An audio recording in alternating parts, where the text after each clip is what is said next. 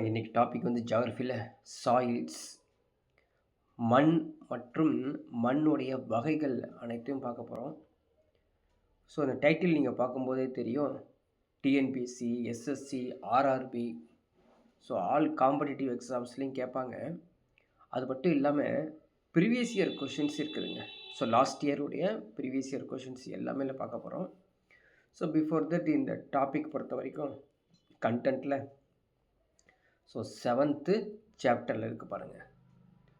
So 7th சாப்டரில் soil மண் அப்படின்னு. So 8th standard geography term 1 lesson 1 அங்கே இருக்குதுங்க, நீங்கள் பார்த்துக்கணும். அதே மாதிரி 10th ஸ்டாண்டர்ட் ஜியாகிரஃபி லெசன் 3 6.8 இருக்குது. சரிங்களா? ஸோ ரெண்டையும் சேர்த்து தான் நம்ம இங்கே நடத்த போகிறோம். நீங்களும் படிக்கும்போது அதே மாதிரி தான் படிக்கிறோம். ஸோ ஃபஸ்ட்டு பார்க்கலாம், சாயில்னா என்ன, மண் அப்படின்னா என்ன. சரிங்களா? ஸோ மண் தெரியும் நமக்கு. மண் இல்லாமல் எங்கேயுமே பார்க்க முடியாது. எல்லா பக்கமும் நம்ம வந்து பார்த்துருக்கோம். ஸோ மண் அப்படிங்கிறது ஒரு லேண்ட் சர்ஃபேஸில் இருக்கக்கூடியது. நம்முடைய எர்த்துக்கு லேண்ட் சர்ஃபேஸ் இருக்குது பார்த்தீங்களா, அங்கே தான் அதிகமாக இருக்கும். அது எப்படிப்பட்டதாக இருக்குன்னா, கனிமங்களின் கூட்டுப்பொருள்கள். So composed of minerals. அது மட்டும் இல்லாமல் மக்கிய தாவரங்கள், விலங்கின பொருட்கள், காற்று மற்றும் நீர் அனைத்தையும் உள்ளடக்கியது அந்த மண். ஸோ காற்றும் இருக்குது, நீர் இருக்குன்னு தெரியும், மக்கிய பொருள் இருக்குதுன்னு தெரியும். ஆனால் அங்கே என்ன இருக்குதுங்க, காற்றும் இருக்குது அப்படின்னு முக்கியமானது. இது மேல்பரப்பில் ஒரு அடுக்கு மாதிரி காணப்படுவதால் இந்த மண் துகள்கள் எப்படி இருக்குது தெரியுமா, களிமண், சரிங்களா, கிளே, மணல், ஸ்லிட், மண் மண்டி படிவு அப்படி ஸ்லிட் சொல்கிறோம் இல்லையா, அது மண் மண்டி படிவு. அது போல தான் இது மண் வந்து காணப்படுது. அது இருக்கக்கூடிய காரணிகள், மண்ணுடைய காரணிகள் தான் இப்போ படத்தில் பார்த்துட்ருக்கீங்க. இது வந்து பாருங்கள் எத்தனை இருக்குது. முதன்மை பாறை, காலநிலை, காலம், தாவரம் மற்றும் விலங்கின நுண்ணுயிர் உயிரினங்கள், நிலத்தோற்றம் எல்லாமே காரணிகளாக இருக்குது. இது மண் வரத்துக்காக. ஸோ மண் திடீர்னு எங்கேருந்து வரதில்லை. சரிங்களா? பாறையிலேருந்து தான் உடஞ்சி வந்திருக்குது. சரி, இந்த பேரண்ட் ஸ்டாக்லாம் என்னென்னா அப்படின்னு பார்த்தீங்கன்னா நிறைய சொல்லிகிட்டே வரலாம். ஸோ ஆல் பேரண்ட் ஸ்டாக்ஸும் வந்துடுவாங்க. அதில் அந்த பேரண்ட் ஸ்டாக்கில் இருக்கக்கூடியது என்னென்னா, முதன்மை பாறையில் அதாவது கலர்ஸு, அதனுடைய ஸ்ட்ரக்சரு எதோ பொறுத்தும் இது இருக்குங்க. அதே மாதிரி அதோடைய கிளைமேட்டு, டெம்பரேச்சர் அதிகமானாலும் குறைஞ்சாலும் மாறும். அதே மாதிரி மழை பொழிவு, சரிங்களா, அதே மாதிரி எவ்வளவு தூரத்தில் அந்த மலைகள் இருக்கிறது அதை பொறுத்து இருக்குது. எல்லா பொறுத்தும் தாவரங்கள், விலங்குகள், என் நுண்ணுயிர்கள் சம்மந்தப்பட்டதான் இந்த மண் இருக்குது. ஸோ ஃபஸ்ட்டு பார்க்கலாம் அந்த பேரண்ட்ஸ் ராக் அப்படின்னு சொல்லக்கூடிய முதன்மை பாறை. சரிங்களா? இதுதான் வந்து மண்ணுடைய வண்ணம், கலர்ஸ், அதே மாதிரி மேற்புற தன்மை, ரசாயன கூறுகள், தாதுக்களின் அளவு, நீர் புகும் தன்மையை வந்து தீர்மானிக்குது. So determine color, texture, chemical properties of minerals, content and permeability. இது முதன்மை பாறை. இது வரத்துக்கு காரணம் இன்னொரு கிளைமேட், காலநிலையும் மற்றும் ஒரு காரணம்.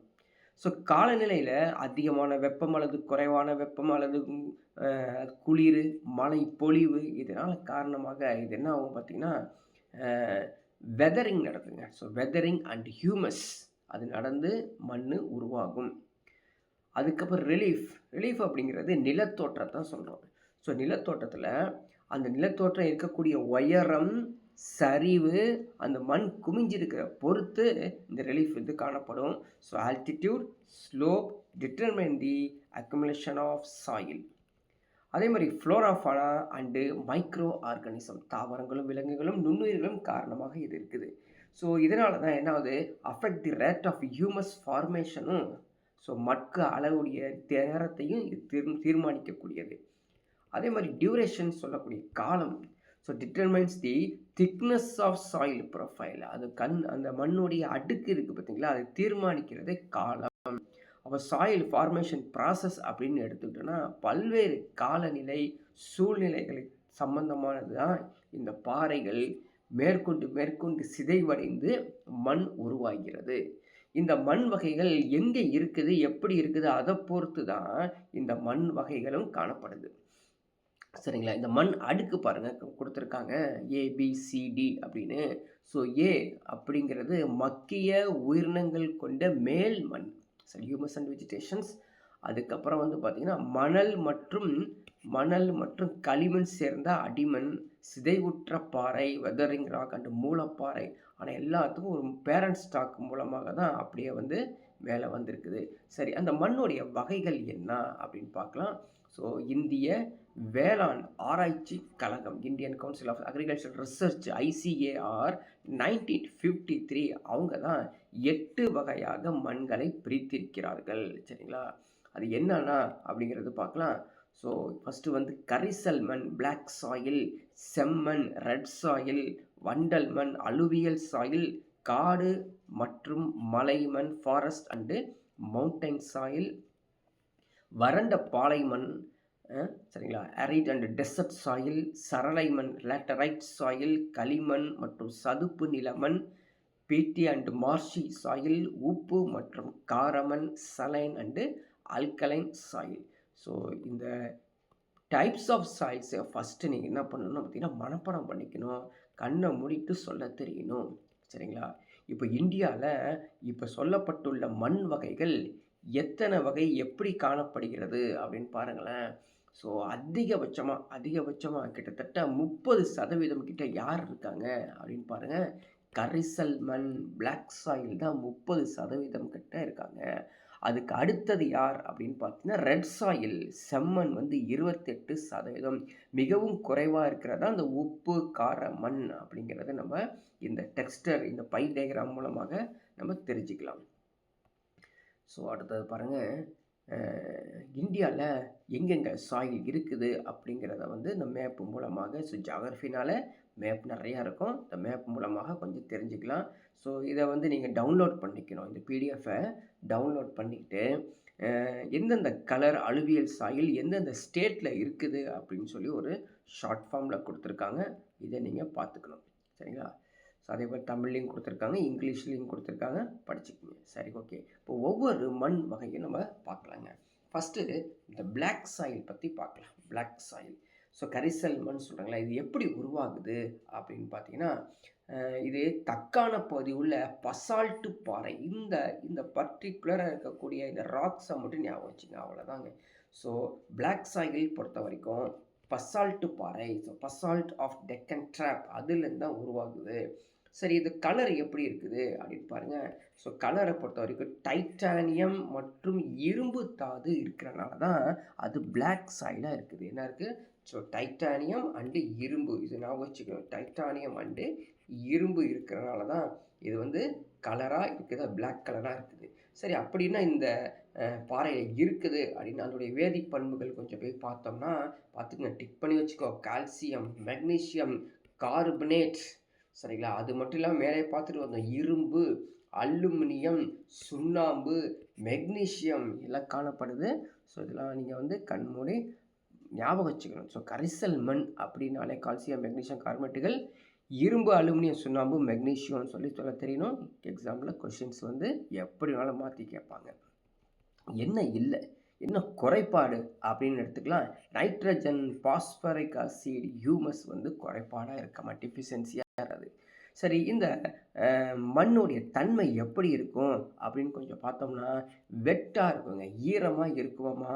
அதே மாதிரி ஈரப்பதத்தை நீண்ட நேரம் தக்க வைத்து கொள்ளும். இது ஒரு முக்கியமானதானே. இப்படி இருந்தால் தானே சில கிராப்ஸ்லாம் வந்து சிறப்பாக வளரும். அப்படி என்ன கிராப்ஸ் அப்படின்னு பார்த்தீங்கன்னா பருத்தி, மில்லட்ஸ், திணை வகைகள், டொபேக்கோ, கரும்பு எல்லாம் வந்து தண்ணி இருந்துக்கிட்டே இருக்கணும். அதே மாதிரி ஈரப்பதம் இருந்துக்கிட்டே இருக்கணும். ஸோ அப்படிப்பட்ட ஒரு சாயில் அப்படின்னா பிளாக் சாயில். அப்போது இந்த பிளாக் சாயில் எங்கெங்கே காணப்படுது அப்படின்னு பார்த்தீங்கன்னா மகாராஷ்டிரா, மாலவ பீடபூமி, கத்தியவா தீபகற்பம், தெலுங்கானா, ஆந்திர பிரதேஷ், ராயல்சீமா, கர்நாடகாவுடைய வடப்பகுதி. ஸோ இப்படியே சொல்லிகிட்டே போகலாம். சரிங்களா? ஸோ அப்படி இருக்கக்கூடிய இந்த மேப்பை தான் நீங்கள் பார்க்குறீங்க. ஸோ கரிசல் மண் இப்போ பார்த்துருக்கோம். ஸோ கரிசல் மண்ணை வந்து அப்படியே கண்ணை மூடிட்டு சொல்ல தெரியணுங்க.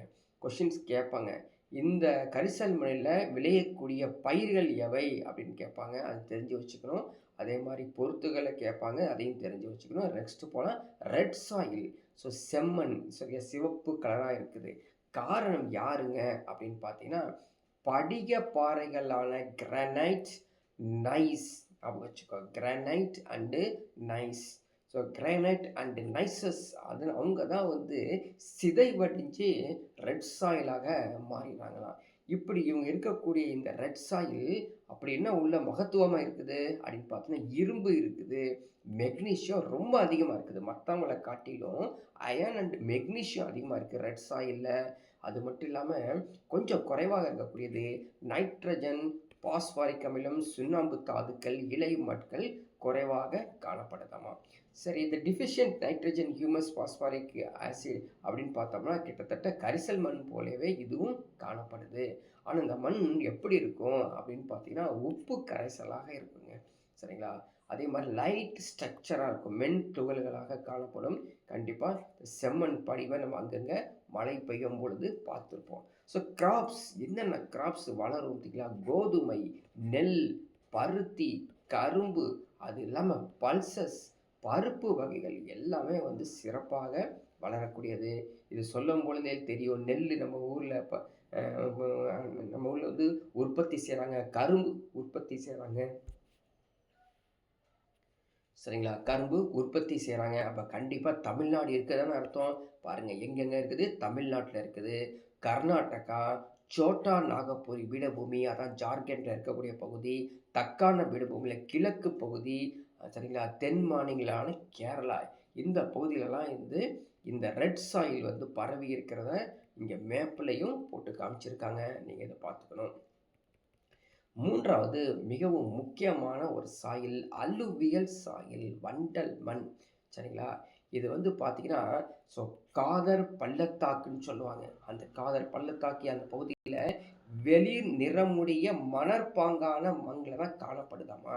அதே மாதிரி பாங்கர் சுண்ணாம்பு மற்றும் களிமண் பாங்கான பழைய வண்டல் மண் படிவு அட்டம் நிறம் உடையதாக காணப்படுது. இந்த வண்டல் மண் ஜென்ரலி எங்கே இருக்குங்க? டெல்டா பகுதியில் காணப்பட்டிருக்கோம், கேள்விப்பட்டிருப்போம். சரிங்களா?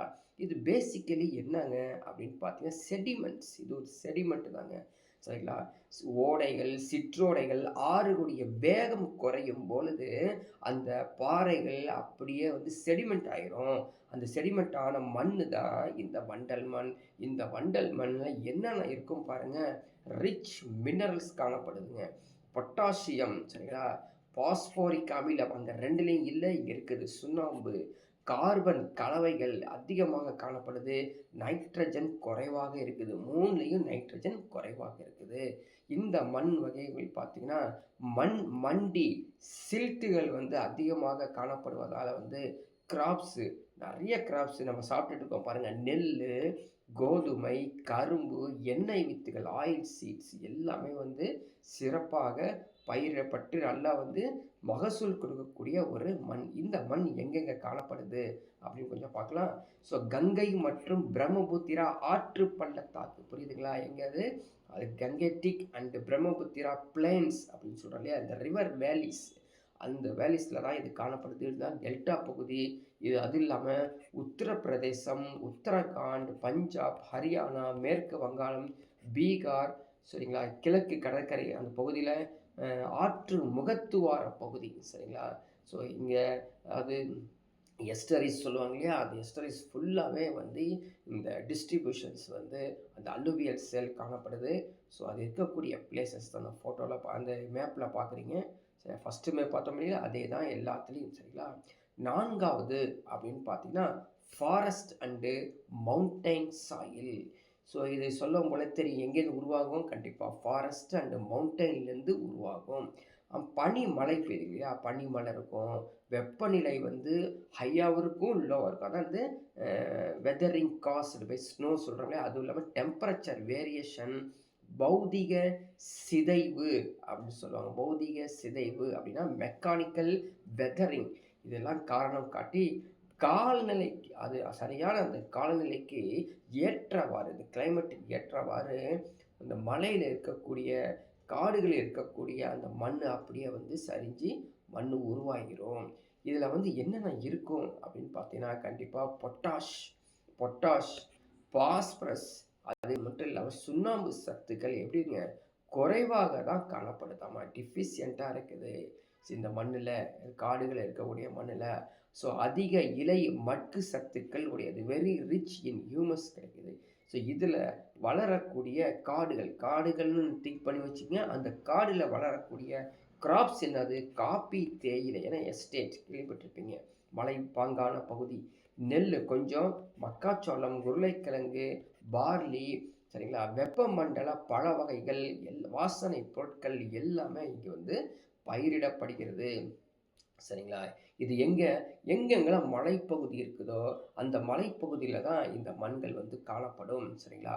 ஸோ ஜம்மு காஷ்மீர், லடாக், இமாச்சல பிரதேஷ், உத்தரகாண்ட், சிக்கிம், சரிங்களா, இங்கெல்லாம் வந்து என்ன இருக்குதுங்க, ஸோ கானிஃபரஸ் ஃபாரஸ்ட் பெல்ட் அப்படின்னு. ஸோ ஊசிலை காடுகள் பகுதி, இந்த மேற்கு தொடர்ச்சி மலை மற்றும் கிழக்கு தொடர்ச்சி மலை, இந்த வெஸ்டர்ன் காட் அண்ட் ஈஸ்டர்ன் காட்ஸ்லையும் வந்து இது மாதிரி இந்த ஃபாரஸ்ட் அண்ட் மவுண்டைன் சாயில் வந்து டிஸ்ட்ரிபியூஷன் ஆகிருக்குது அப்படின்னு பார்க்குறோம்.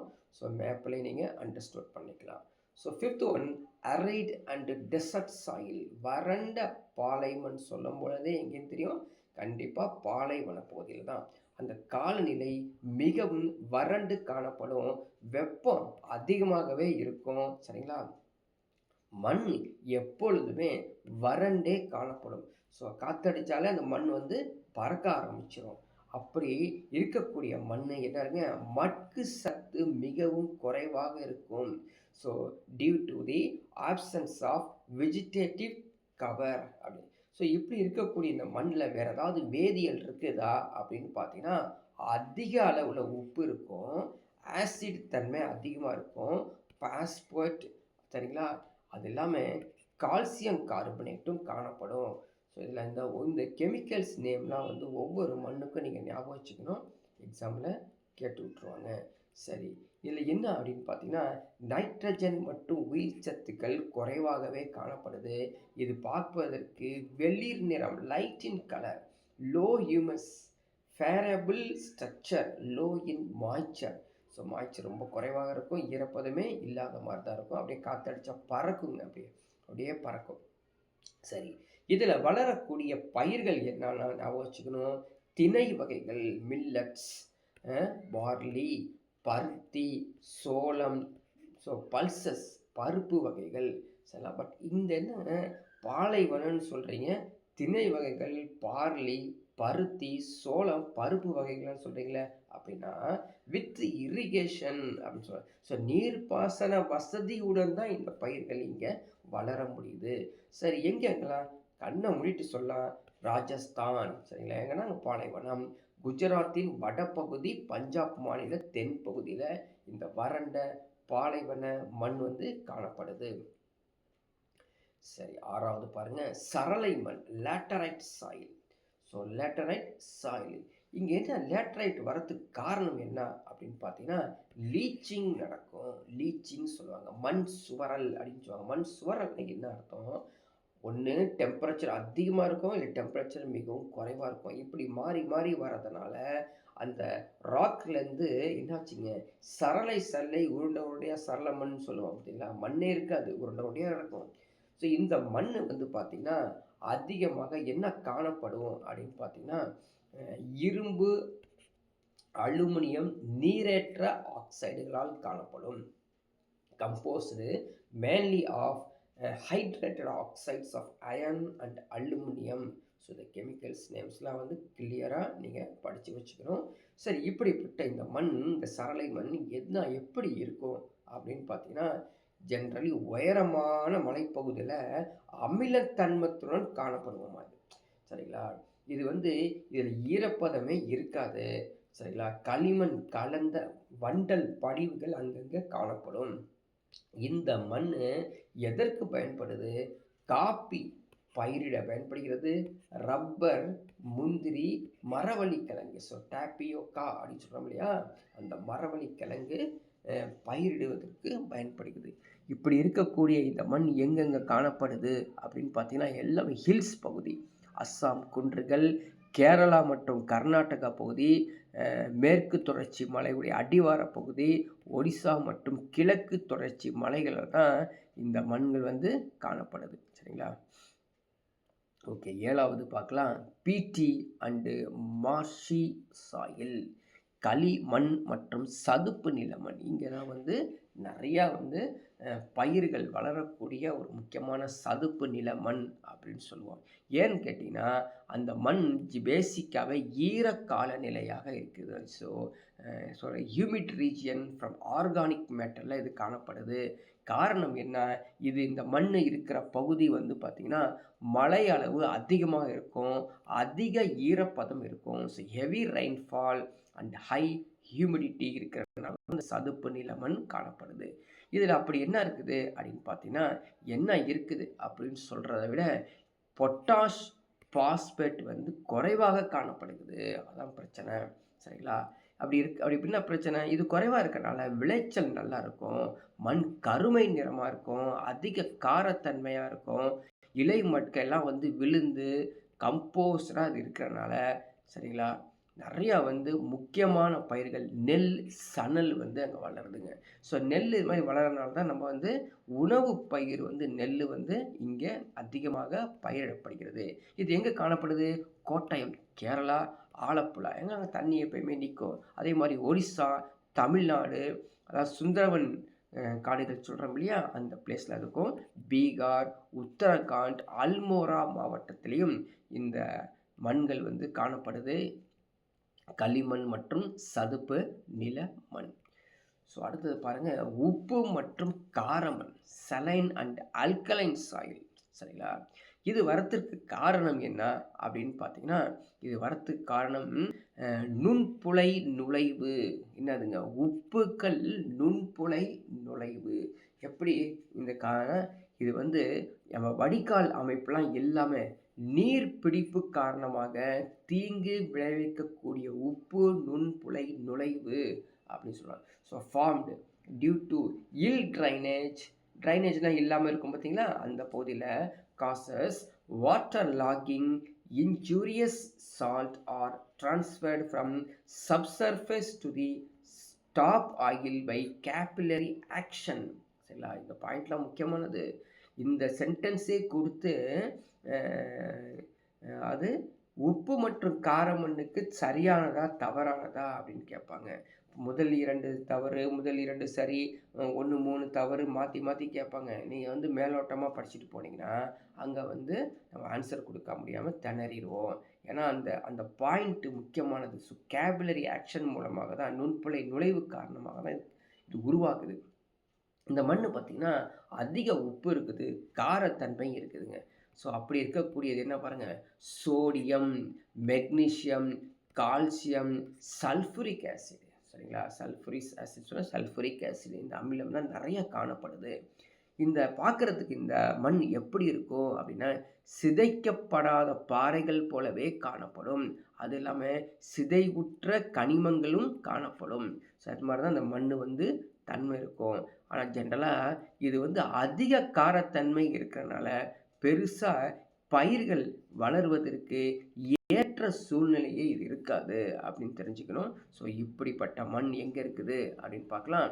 ஆந்திர பிரதேஷ், கர்நாடகம், பீகார், உத்தரப்பிரதேஷ், ஹரியானா, பஞ்சாப், ராஜஸ்தான், மகாராஷ்டிரா போன்ற வறண்ட பகுதிகளில் தான் இந்த மண் வந்து காணப்படுது அப்படின்னு தெரிஞ்சுக்கணும்.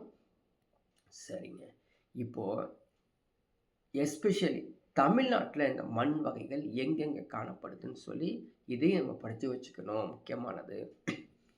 ஸோ தமிழ்நாட்டில் 5 மண் தான் கொடுத்துருக்காங்க, எல்லாமே அங்கே படித்தது தான். ஸோ வண்டல் மண், கரிசல் மண், செம்மண், லேட்டரைட் சாயில், அதுக்கப்புறம் உவர் மண், சலைன் சாயில் அப்படின்னு. ஸோ நீங்கள் என்ன பண்ணுவோம், டேபிளர் காலம் போட்டு படித்து வச்சுட்டிங்கன்னா ஈஸியாக நம்ம ஞாபகம் வச்சுக்கலாம். இது ஒன்றுக்குள்ளே ஒன்று கீழே படிக்கிறத விட அப்படியே டேபிளர் காலம் போட்டு படித்து வச்சுக்கலாம். சரிங்களா? சரி, ஓகே. ஃபஸ்ட்டு பார்க்கலாம், அலுவியல் சாயில். இங்கே ஆல்ரெடி நம்ம பார்த்தோம் இல்லையா, இது வந்து டெல்டா பகுதியில் தான் உருவாகும். ஸோ ஆறுகளால் வண்டல் மண் படிவங்கள் உருவாகுது. இது எஸ்பெஷலி என்ன பார்க்குறோம், தமிழ்நாட்டில் எங்கே அப்படின்னு பார்க்கலாம், கண்டிப்பாக வந்து ஆற்று பள்ளத்தாக்கு, கடற்கரை பகுதி எங்கே? தஞ்சாவூர், நாகப்பட்டினம், விழுப்புரம், கடலூர், திருவாரூர், திருநெல்வேலி, கன்னியாகுமரி மாவட்டத்திலலாம் இந்த மண் அதிகமாக காணப்படுதாமா. சரிங்களா? ஸோ இந்த மண்ணுடைய நிலைமை எப்படி இருக்கும் அப்படின்னு தெரியும். அது என்னென்ன வளருங்கிறது நம்ம முன்னாடி இருக்கக்கூடிய இந்தியா சாயிலில் பார்த்துட்டோம். இப்போ தமிழ்நாடு சாயிலில் அடுத்தது வந்து பாருங்கள், கரிசல் மண். சரிங்களா? இது வந்து தீப்பாறைகள் சிதைவடைவதன் காரணம் இக்னியஸ் ராக்னு சொல்லுவாங்க. Weathering of igneous rock. இது பாருங்க, ரெகுர் சாயில். இதுக்கு இன்னொரு பேர் என்னங்க? ரெகுர் சாயில் என்று அழைக்கப்படுகிறது. இந்த மண்ணில் வந்து பருத்தி சிறப்பாக வளருங்க.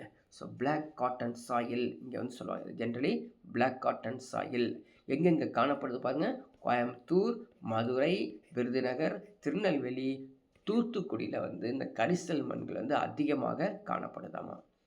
ஸோ அடுத்தது பாருங்கள், red soil. Red soil. So red soil வந்து எப்படி இருக்கும் நம்மளுக்கு தெரியும். ஆனால் தமிழ்நாட்டில் எங்கே இருக்குது அப்படின்னு பார்த்தீங்கன்னா 2/3 பங்கு இந்த தமிழ்நாட்டில் அதிகமாக இருக்குதாமா. சரிங்களா? அது முக்கியமான 2 பிளேஸ் சொல்லியிருக்காங்க. சிவகங்கை, ராமநாதபுரம் மாவட்டங்களில் வந்து அதிகமாக இந்த செம்மண் வந்து காணப்படுது அப்படின்னு சொல்கிறாங்க. அடுத்தது பாருங்கள், லேட்டரைட் சாயில், சரளை மண். சரிங்களா? ஸோ சரளை மண் நம்ம எப்படி உருவாகுது ஆல்ரெடி தெரிஞ்சாலும் இது வந்து ஒரு வளமற்ற மண்ணாமா. ஸோ அது லீச்சிங்கில் உருவாகுது இல்லையா, வளமற்ற மண். எங்கெங்கே காணப்படுது பாருங்கள், மலைப்பகுதி. எங்கே? நீலகிரி மலைப்பகுதியில் காணப்படுது. காஞ்சிபுரம், திருவள்ளூர், தஞ்சாவூர் மாவட்டத்தில் தான் இந்த லேட்டரைட் சாயில் வந்து காணப்படுதுங்க. Saline soil. சரிங்களா? உவர் சாயில் அப்படிங்கிறது வந்து பார்த்திங்கன்னா தமிழ்நாட்டில் சோழமண்டல கடற்கரை, அதாவது தஞ்சாவூர் அந்த பக்கம் நுகரிங்களா, தஞ்சாவூர், நாகப்பட்டினம் அந்த பகுதியில் அதிகமாக காணப்படுது. அது இல்லாமல் வேதராணிய பகுதியிலையும் வந்து இந்த உவர் மண் வந்து காணப்படுது, சலைன் சாயில். ஸோ இப்போது ரீசெண்டாக நடந்த, நம்மளுக்கு இது ரீசெண்ட் இல்லையா, டிசம்பர் 26, 2004. ஸோ ஒரு கெட்டதுலேயும் ஒரு நல்லது இருக்குது. என்ன அப்படின்னு பார்த்தீங்கன்னா, ஒரு சுனாமி நடந்துச்சு இல்லையா, சுனாமி வந்தது. அதில் வந்து பார்த்திங்கன்னா மணல் படிவுகள் தமிழக கடற்கரை பகுதியில் படிய வைத்துள்ளன. இது ஒரு வந்து என்ன, சில பேர் அழித்திருது ஒரு பக்கம். ஆனால் எங்கெந்தோ இருந்த இந்த படிவு மண்கள் இருக்கு இல்லையா, அந்த மண்ணை கொண்டு வந்து அப்படியே கடற்கரையில் கொண்டு வரதுனால கடற்கரை சில பகுதிகள் பயிரிட உகந்ததாக இல்லாமல் கூட சில இடத்துல போகுது. சில இது வந்து பார்த்தீங்கன்னா மாறி போய் உகந்ததாகவும் காணப்படுது. சரிங்க, இந்த மண் இருக்குது பார்த்தீங்களா, இந்த நாட் ஒன்லி, அதாவது இந்த பயிரிடத்துக்கு மட்டும் கிடையாது. ஆனால் இங்கே முக்கியமானது பார்த்திங்கன்னா மண் அரிப்பு, சாயில் எரோஷன் நடக்குது, தாள் அரிப்பு நடக்குது, நீரோட்ட மண் அரிப்பு, ரில் எரோஷன், நீர் பல்ல மண் அரிப்பு, so gully erosion, ravine and band line erosion, அதே மாதிரி டீக்ரடேஷன் ஆஃப் சாயில், மண் சீரழிவு, நீர் தேங்குதல், வாட்டர் லாகிங், உவர்ப்பு மற்றும் காரத்தன்மை, உப்பு படிவங்கள். இதெல்லாம் என்னது, அவங்களாம் மண் ஃபேஸ் பண்ணக்கூடிய பிரச்சனைகள் இது. சரி, அந்த main problems of the Indian soils face பண்ணக்கூடிய இந்த இஷ்யூஸ் தான் இது. சரி, இந்த சாயில் எரோஷன் பற்றி பார்க்கலாம். என்ன அப்படின்னா, இது ஒரு புதுப்பிக்க இயலாத வளமாக மாறிடுதுங்க. சாயில் எரோஷன் மண் அரிப்பில் புதுப்பிக்க இயலாது, நான் ரெனியூவபிள் ரிசோர்ஸ் ஆகுது. ஏன் அப்படின்னு கேட்டிங்கன்னா, ஒரு முறை அது வந்து அந்த தரம் மாறிடுச்சு அப்படின்னா மீண்டும் வந்து புதுப்பிக்க முடியாது. காரணங்கள், இது மாதிரி வரத்துக்கான காரணங்கள் பாருங்கள், 4 முக்கிய காரணங்கள் கொடுத்துருக்காங்க. காடுகள் அழிப்பு, டீஃபாரஸ்டேஷன், அதிக மேய்ப்பு, ஓவர் கிரேசிங், ஆடு மாடுகளை விட்டு அதிகமாக கிரேசிங் பண்ணிடுது, அர்பனைசேஷன், நகரமாதல், அதிக மழைப்பொழிவு. இதான் வந்து முக்கியமான காரணம். எதுக்கு அப்படின்னு பார்த்தீங்கன்னா, இந்த சாயில் எரோஷன் நடக்கிறதுக்கு முக்கியமான காரணம். இதனால் என்னங்க பிரச்சனை அப்படின்னா, மண்ணுடைய வளம் குறைஞ்சிரும், விளைச்சல் குறைஞ்சிரும், அதுக்கப்புறம் என்னங்க, சாப்பாடு இல்லாமல் போயிடும் இல்லையா. அதுக்காக அதிக கவனம் செலுத்தக்கூடியது இந்த சாயில் எரோஷன் நடக்காமல் இருக்கணும். அதே மாதிரி சாயில் டீக்ரடேஷன் அப்படின்னு சொல்லுவோம், மண் சீரழிவு நடந்துடும். இதை வந்து IIRS 2015 ஒரு 47 மில்லியன் ஹெக்டேர் நிலப்பரப்பு இந்தியாவில் பாதி அளவு மண் அரிப்பால் பாதிப்பு அடைஞ்சிருக்குதுன்னு சொல்லி ஒரு இஷ்யூ கொடுத்துருக்காங்க. சரிங்களா, ஐரிஸ் அப்படிங்கிறது. இந்த மண்ணை வந்து எப்படிங்க பாதுகாக்கிறது, எப்படி மேலாண்மை பண்ணுறது அப்படிங்கிறத ஒரு லிஸ்ட்டு கொடுத்துருக்காங்க பாருங்கள்.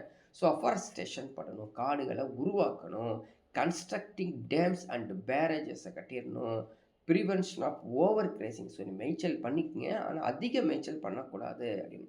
Improved methods of agricultural products. So சம உயர உழுதல், ஸோ கான்டோர் மெத்தட், பயிர் சுழற்சி முறை, ரொட்டேஷன் ஆஃப் கிராப்ஸ், கரைகள் கட்டுதல், கான்டோர் பண்டிங், படிக்கட்டு மேலாண்மை. சரிங்களா, அதே மாதிரி பட்டை பயிரிடுதல், strip cropping, so planting of shelter belts. இது நிறையா இஷ்யூஸ் வந்து கொடுத்துருக்காங்க. இதெல்லாம் நம்ம வந்து தெரிஞ்சு வச்சுக்கணும். மண் வளத்தை பாதுகாக்கணும் அப்படின்னு வச்சுங்களேன். மேக்சிமம் இந்த ஆறுகள் போயிட்டு இருக்க பகுதியில் வந்து மண் அரிப்பு இல்லாத மாதிரி நம்ம தடுப்பணைகள் உருவாக்கிக்கணும் அப்படின்னு சொல்கிறாங்க. அதாவது ப்ரிவென்டிவ் மெஷர்ஸ், மண் வளத்தை பாதுகாக்கும் ஒரு சில முறைகள்.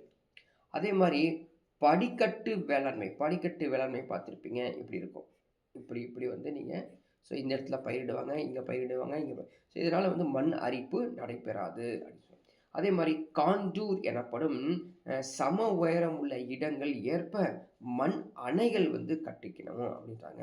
அதே மாதிரி அதிக மேய்ச்சல் இருக்கக்கூடாதுன்னு ஆல்ரெடி நம்ம சொல்லிட்டோம். இது இல்லாமல் மரங்கள் காற்றின் வேகத்தை குறைத்து மண் துகள்கள் காற்றிலே அடித்து செல்வதை தடுக்கிறதாமா. ஸோ மரங்கள் அதிகம் வச்சிருந்தா, மரங்கள் செடிகள் புற்கள் இவங்கெல்லாம் இருந்தாங்க அப்படின்னா மண் அரிப்பு கொஞ்சம் குறையும் அப்படின்னு சொல்கிறாங்க. சரி, ஓகே. நம்ம என்ன பண்ணுறது அப்படின்னு பார்த்தீங்கன்னா, சஸ்டைனபிள் டெவலப்மெண்ட் என்னன்னா அப்படின்னு கொஞ்சம் செக் பண்ணி பார்த்தோம் அப்படின்னு பார்த்தீங்கன்னா, ஸோ சஸ்டைனபிள் டெவலப்மெண்ட் அப்படின்னா நம்ம வந்து நிலை நிறுத்தக்கூடிய வளர்ச்சியை எதிர்கால சந்ததியை நம்ம வந்து அவங்களுடைய தேவைகளை பாதிக்காமல் இருப்பது தான் இந்த சஸ்டைனபிள் டெவலப்மெண்ட். நம்மளுக்கு என்னாச்சு, அழிஞ்சிட்டு போகுது அப்படின்னா அடுத்த ஒரு 50 இயர்ஸ், அடுத்த ஒரு 30 இயர்ஸ்க்கு அப்புறம் என்னதுங்க, ஃபுட்டே இல்லாமல் போயிடும் கம்ப்ளீட்டாகவே. சரிங்களா, ஃபுட் இல்லாமல் சிரமப்படுவோம். ஸோ சாயில் கன்சர்வேஷன், மண் வள பாதுகாப்பு மிகவும் முக்கியமானது. ஸோ மனிதர்கள் வந்து இப்போ ரீசெண்டாக கேள்விப்பட்டிருப்போம், நடிகர் விவேக் இல்லையா, நடிகர் விவேக் வந்து அவருடைய கனவு என்ன கனவு அப்படின்னு பார்த்தா 1 கோடி 1,00,00,000 நினைக்கிறாங்க, கரெக்டாக சேர்த்துல அந்த மரக்கன்றுகளை வந்து நடணும்னு அப்படி வந்து ஒரு பிளான் பண்ணியிருந்தார். கிட்டத்தட்ட கொஞ்சம் பண்ணார் வச்சுங்க, 25-30% வந்து முடித்தார். ஆனால் அவர் இல்லாதனால அவருடைய நண்பர் தான் இப்போ தொடர்ந்து இன்னும் இதே போல் கன்றுகள் வச்சுட்டு வராங்க அப்படிங்கிறது முக்கியமானது. ஸோ இந்த பகுதியை பொறுத்த வரைக்கும் பெருசாகவே படிக்கிறதுக்கு இல்லாத மாதிரியே தெரியும். ஆனால் எக்ஸாமில் எப்படி கேட்டி வச்சுருக்கான் பாருங்கள் கொஷினை, எல்லாம் கூற்றுகள் காரணங்கள் சொல்லி திரும்ப வந்துக்கிட்டே இருக்கும். இதை நீங்கள் வந்து படுத்துட்டு சாஞ்சாப்பில் உட்காந்துக்கிட்டு டிவி ஓட விட்டுட்டு இல்லை 4 பேர் உட்காந்து பேசிகிட்டு இருக்கிற மாதிரி நடுவில் புக் வச்சு படிச்சிடாதீங்க தயவுசெய்து. இது மண்டையிலே ஏறுற மாதிரி இருக்கும். ஆனால் கேட்குற கொஷின்ஸ் பாருங்கள் எப்படி கேட்டு வச்சுருக்கான்னு. அசர்ஷன், கூற்று கேட்டிருக்கான். The arid soil is dry due to the prevalence of dry climate, high temperature and accelerated evaporation. அங்கே சிறப்பாக படிச்சிருந்தா மட்டும்தான் நீங்கள் சொல்ல முடியும். சரிங்களா, அப்போது இந்த வறண்ட காலநிலையில் தான் இந்த மண் அதிக வெப்பம் காரணமாக ஆவியாகி அதிகமாக இருப்பதால் மேல் வறண்டு காணப்படும். சரிதான், அப்படிதானே, வறண்ட பாலை மண் அப்படி தான் இருக்கும். சரிதான், கூற்று பொறுத்த வரைக்கும் சரியாக இருக்குது அப்படின்னு மைண்டில் நீ செக் பண்ணிட்டீங்க அப்படின்னா ஆப்ஷன்ஸ் என்னென்ன வரும்னு பார்த்தீங்கன்னா பி வரும், சி வரும், சரிங்களா, டியும் வரும். 3 ஆப்ஷன்ஸ் வந்துடும். ஃபஸ்ட் ஆப்ஷன் வராது. அதுக்கு ரீசன் சொல்கிறாங்க. There is also dry due to lack of humus. Correct தானே, அங்கே ஹியூமஸ் இருக்குல்லையே, அதாவது என்னதுங்க, வறண்டு காணப்படும். ஆனால் தாவரங்கள்லாம் இல்லாதனால மட்கு சத்து குறைவாக இருக்கும். இந்த ஆப்ஷன்ஸ் ஆஃப் வெஜிடேட்டிவ் கவர். சரிதான், ரெண்டுமே சரியாக தான் இருக்குது. அங்கே நீ சிறப்பாக படிச்சிருந்தீங்கன்னா, ஞாபகம் வச்சுருந்தீங்கன்னா, இங்கே சரின்னு சொல்ல முடியும். ஆப்ஷன் சியை பாருங்களேன்.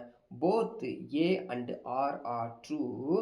R is correct explanation of A. அப்போ அங்கே சப்ஜெக்ட் கிளியராக இருந்தால் மட்டும்தான் ஆன்சர் கிளியராக இங்கே தைரியமாக கொடுக்க முடியும். சந்தேகத்தை கிளப்பி விட்டுரும் அப்படின்னு தெரிஞ்சுக்கங்க. சரி, அடுத்த கேள்விக்கு பார்க்கலாம். Match the following.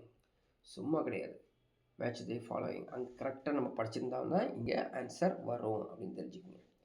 So list 1 list 2 அப்படின்னு பிரித்து வச்சுருக்காங்க. 3 தான். 3 கொடுத்துருக்கான், 4 கொடுத்துருக்கான் பாருங்கள், 4 கொடுத்துருக்கான். ஸோ எர்த்குயிக்கமா, சாயில் எரோஷன் மண் அரிப்பு, ஃப்ளட்டு, சுனாமி. சரிங்களா, அந்த 4 கொடுத்துட்டான். எர்த்குயிக்னா எதாக இருக்கும்? So harbour waves. Harbour waves துறைமுகத்துலேருந்து வரக்கூடிய அலை ஈஸியாக சொல்லிடலாம் இல்லையா? சுனாமி தானே, சுனாமி தான் ஹார்பர் வேவ்ஸ், ஈஸியாக சொல்லிடலாம் இல்லையா? ஸோ ஒரு இது கண்டுபிடிச்சிட்டோன்னு வச்சுக்கங்களேன், இது ஈஸி. சுனாமி வந்து ஹார்பர் வேவ்ஸ்னு எல்லாத்துக்கும் தெரியும். எல்லாமே தெரியும்னு அவசியம் இல்லை. அப்போ கீழே ஆப்ஷன்ஸ் எடுத்து பார்த்துக்கோ. அதாவது 2, அதாவது என்ன சொல்கிறதுங்க, இந்த சுனாமி டிங்கிறது 1க்கு சமமாக இருக்குது அப்படின்னா ஆப்ஷன் என்னவா வரத்துக்கு வாய்ப்பு இருக்குது? டிங்கிறது 1க்கு சமமாக இருக்குன்னா ஆப்ஷன் ஏவும் வரலாம், ஆப்ஷன் டி வரலாம், அவ்வளோதான். இப்போது பிசியை பற்றி நமக்கு கவலைப்படவே தேவை. இப்படி தான் நீங்கள் வந்து மேட்ச் தி ஃபாலோயிங் செலக்ட் பண்ணணும். ஏன்னு கேட்டிங்கன்னா நம்ம படித்தது அத்தனை அங்கே இருக்காது. 2 இருக்கும், 2 இல்லாமல் கூட இருக்கும். சரி, ஓகே. வேறு ஏதாவது ஈஸியாக இருக்குதா அப்படிம்பாங்க. மெஷர்ட் இன் ரிக்டர் ஸ்கேல், இது ஈஸிங்க. இதுதான் வந்து எர்த்குயிக்கு. அப்போது ஏங்கிறது 2வை குறிக்குது அப்படின்னா, ஸோ ஏங்கிறது 2 குறிக்கிறது எதில் போய் பார்க்கணும்? நம்ம ஆல்ரெடி செலக்ட் பண்ணக்கூடிய ஏல டியில் தான் பார்க்கணும். ஏங்கிறது 2வை குறிக்குது தான். இங்கே பாருங்க இல்லையா, 2லேயும் அதே தான் இருக்குது. பார்த்தீங்களா? அது மாதிரி நீங்கள் வந்து அனலைஸ் பண்ண தெரியணும். அதே மாதிரி சாயில் எரோஷன் பற்றி ஏதாவது தெரியுமா அப்படின்னா, இது ஓரளவுக்கு படித்து பார்த்தா தெரியும். Top soil removed by running water and flowing wings moving rise of the fast right. இது சரியா அப்படின்னு தெரிஞ்சு வச்சுக்கணும். அதே மாதிரி வெள்ளம் வந்து water borne disease. So generally நம்ம ஈஸியாக இந்த ஆன்சர் கொடுக்கக்கூடியதான். ஏன்னா ஃப்ளட்டு அப்படிங்கிறது நீரினால் பரவும் நோய் தொற்று, ஈஸியாக சொல்லலாம். ஸோ ஆப்ஷன் பொறுத்த வரைக்கும் ஆப்ஷன் டி என்பது சரியான விடை. ஸோ அடுத்தது பாருங்கள், which of the following soil is very rich in humus. So humus இருக்கக்கூடியது பாருங்கள். So most of the students எல்லாம் அலுவியல் சாயில் தான் கொடுத்துருவாங்க. ஸோ பின்வரவற்றில் எந்த மண்ணில் உயிர் சத்து மிக அதிகமாக உள்ளது? சதுப்பு நில மண் அப்படின்னு கொடுத்துருவாங்க. சரிங்களா, நம்ம படிச்சுட்டு வந்திருக்கோம். ஸோ காடு மற்றும் மலை மண்ணில் தான் ஹியூமஸ் வந்து அதிகமாக இருக்கும். காரணம் என்ன? காடு மலை மண்ணில் வந்து தாவரங்கள் விலங்குகளுடைய மட்கு அதிகமாக இருக்கும். அதனால தான் ஃபாரஸ்ட் அண்டு மவுண்டன்ஸ் எல்லாம் ஹியூமஸ் இருக்கும் அப்படின்னு தெரிஞ்சு வச்சுக்கணும். ஸோ அடுத்தது பாருங்கள், name of the place where the khadar soil is found. So khadar பாலைவனம், காதர் பிளைன்ஸ்ன்னு சொல்லி ஒன்று இருக்குது. இதுக்கு முன்னாடி நம்ம பார்த்துருப்போம். சரிங்களா, காதர் வகை மண் எங்கே காணப்படுகிறது அப்படின்னு பார்த்தீங்கன்னா, எங்கே ஃபூட்டீல்ஸ் இல்லையா, மலை அடிவாரத்துலையா, பெய்ட்மோண்ட் பிளைன், அது பீட்மோண்ட் சமவெளின்னு சொல்கிறோம்ல, எல்லாம் கேள்விப்பட்டிருக்கேன் மாட்டேன், அட்டன் பண்ணிடக்கூடாது. அடுத்தது ஃப்ளட் பிளைன்ஸ், வெள்ள சமவெளியா அப்படின்னு.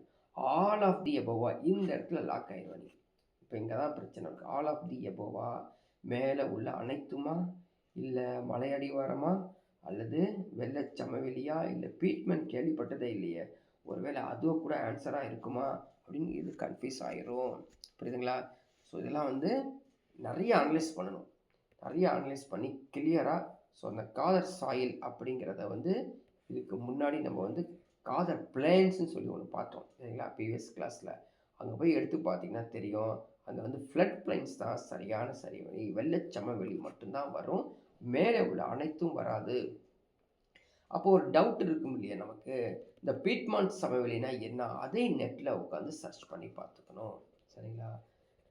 ஸோ பீட்மாண்ட் சமவெளியில் என்ன இருக்கும், காதர் சாயில் என்ன இருக்கும், ரெண்டையும் பார்த்துக்கிட்டா தான் அடுத்த ஒரு எக்ஸாமில் வேறு ஏதாவது கொஷின்ஸ் சம்மந்தப்பட்டது கேட்டானா ஆன்சர் கொடுக்க முடியும்.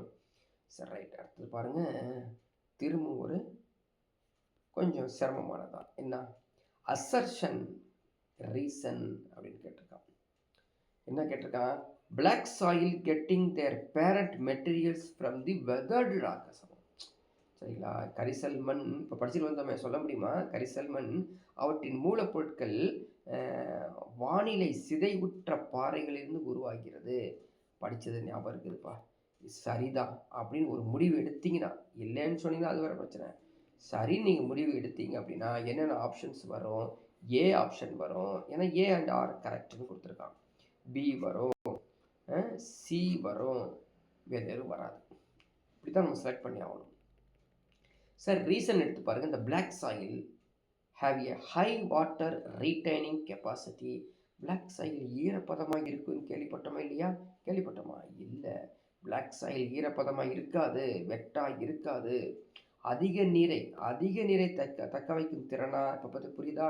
அங்கே நீ சிறப்பாக படிச்சிருந்தா மட்டும்தான் இங்கே ஆன்சர் கொடுக்க முடியும். இல்லாட்டி ஆன்சர் என்ன கொடுப்ப? A and R correct, R is true explanation of A அப்படின்னு சொல்லி கொடுத்துட்டு ஃபஸ்ட் ஆப்ஷனை கொடுத்துட்டு போயிடுவேன். ஆனால் பிளாக் சாயில் பொறுத்த வரைக்கும் அது பிளாக் சாயில். இது என்னதுங்க? பிளாக் சாயில் கரிசல் மண் have high water retaining capacity. புரியுதா? இப்போ என்னன்னா பிளாக் சாயில் பொறுத்த வரைக்கும் ஹை வாட்டர் இருக்கிறது தான், அது சந்தேகம் இல்லை. அதனால் இது ரெண்டுமே கரெக்ட் தான்.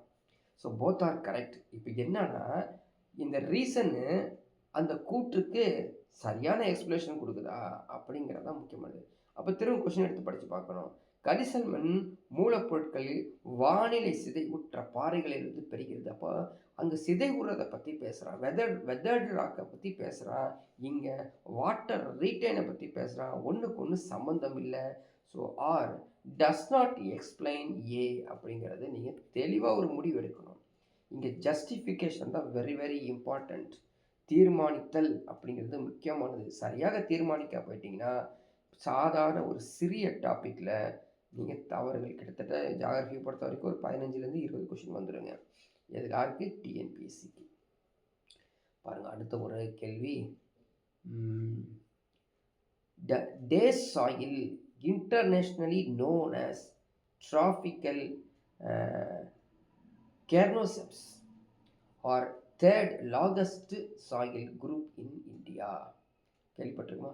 புக்கில் இருக்குதா? இது சான்ஸே இல்லை. சர்வதேச அளவில் வெப்பமண்டல சொர்ணோசம் என்று அழைக்கப்படக்கூடிய மண். இவை இந்தியாவில் 3வது மிகப்பெரிய மண் குழுவை சேர்ந்தது. இப்போ பாருங்கள், ஃபஸ்ட்டு லைன் இருக்கு இல்லையா, இது நமக்கு தெரியவே தெரியாது. புரியுதா? ஆனால் 2வது லைன் எல்லாத்துக்குமே தெரியும்.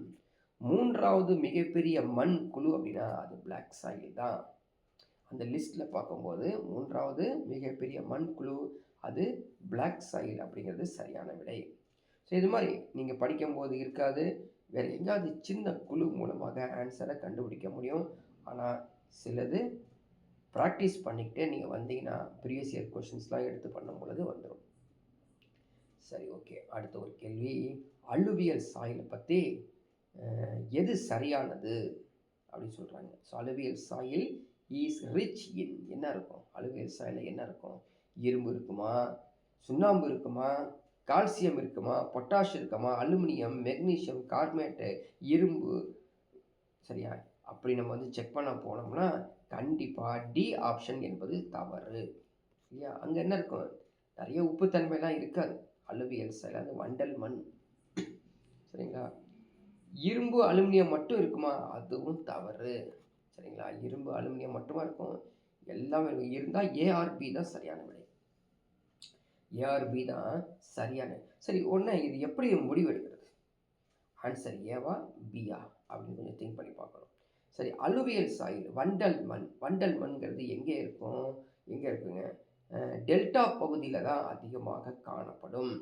சரியா? டெல்டா பகுதியில் அதிகமாக காணப்படும். ஸோ டெல்டா பகுதியில் அதிகமாக காணப்பட்டால் அந்த இடத்துல மக்கிய ஹியூமஸ் இருக்கும். சரிங்களா? ஹியூமஸ் இருக்கும், மறந்துடாதீங்க. அந்த ஹியூமஸ் அப்படிங்கிறது ஆப்ஷன் பியில் இல்லை. அதனால தான் அது இல்லை. சரிங்களா? ஸோ அது இல்லாமல் அலுவியல் சாயிலில் நம்ம படிச்சுட்டு இருந்தோம் நேரடியாகவே. Humus, phosphoric acid, Lime, organic matter அப்படின்னு சொல்லி நம்ம பார்த்துட்டு வந்தது ஞாபகம் இருக்குன்னு நினைக்கிறேன். ஸோ அடுத்த கொஷின். ஓகே. நெக்ஸ்ட் கொஸ்டின் பாருங்க. ஸோ பிளாக் காட்டன் சாயில் இப்போ தான் படிச்சுட்டு வந்தோம். Black cotton soil is also known as direct question regur இப்போ தான் பார்த்துட்டு வந்தாங்க. பருத்தி விளையும் கரிசல் மண் மற்றொரு பெயர் வந்து ரெகுர் சரிங்களா? ஸோ ரெகுர் சாயில் அப்படின்னு சொல்லுவோம். ரெகுர் பிளேஸ் தான் இது முக்கியமான பிளேஸ் சரிங்களா? ஸோ இது வந்து இதோட இந்த டாபிக் வந்து கம்ப்ளீட்டாக முடியுது. நீங்கள் என்ன பண்ணணும், அதிகம் புக் எடுத்து கம்ப்ளீட்டாக படித்து வச்சுக்கணும்.